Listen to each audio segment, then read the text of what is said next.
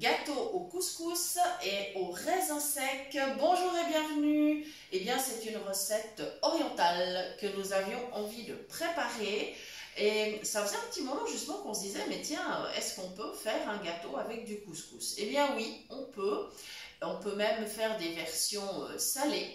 Voilà, donc pour aujourd'hui, c'est une version sucrée et je vous explique ce qui a déjà été fait parce que j'ai profité de faire gonfler mes petits raisins secs dans ma préparation.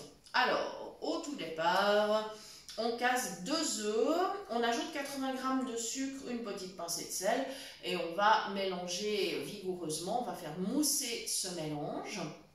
Ensuite, on ajoutera 80 ml de lait, un sachet de sucre vanillé, 50 g de beurre fondu. On continue évidemment à bien mélanger.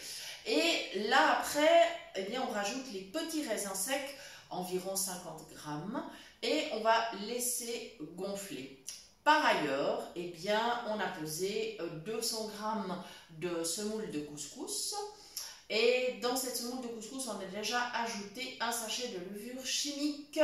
Et si vous ne pouvez pas consommer de la levure chimique pour une raison ou une autre, vous pouvez utiliser le bicarbonate. Il n'y a pas de problème.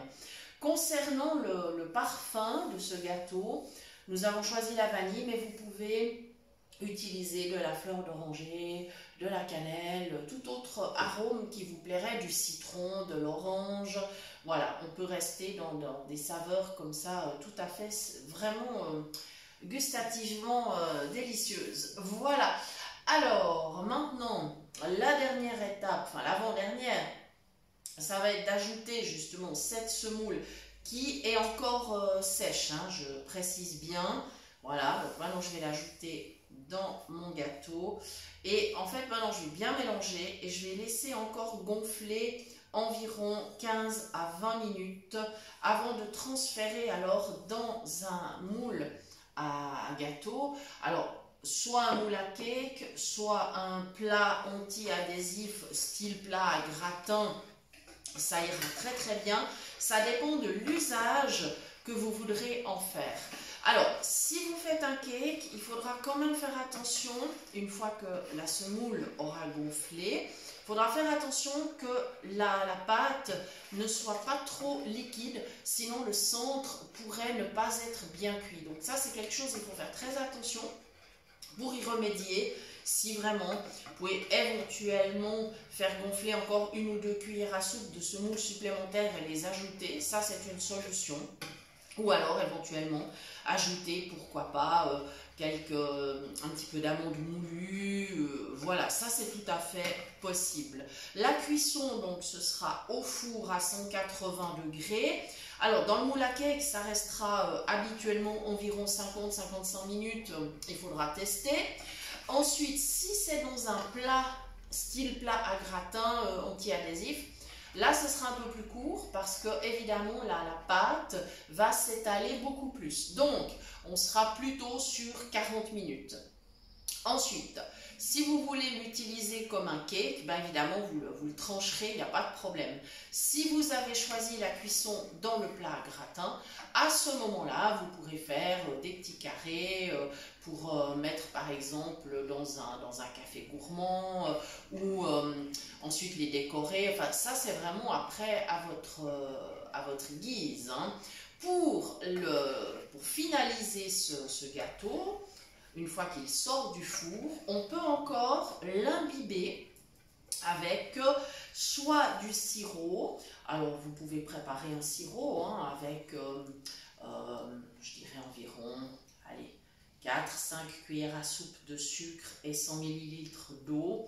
Et vous ajouterez le parfum de votre choix, ou à la place de l'eau, vous mettez du jus de citron, du jus d'orange. Ça c'est à vous de voir, hein, de la fleur d'oranger. Enfin, vous avez vraiment la possibilité de varier beaucoup.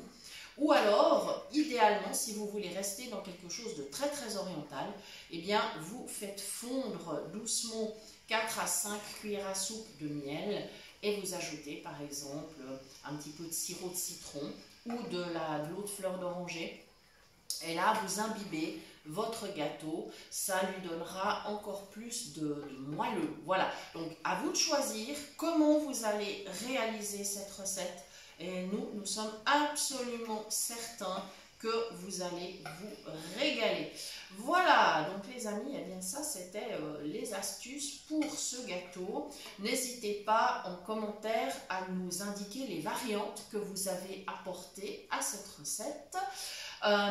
Et ensuite, si vous souhaitez, dites-nous aussi dans les commentaires si vous souhaitez éventuellement que l'on vous donne une recette en version salée, par exemple à base de légumes.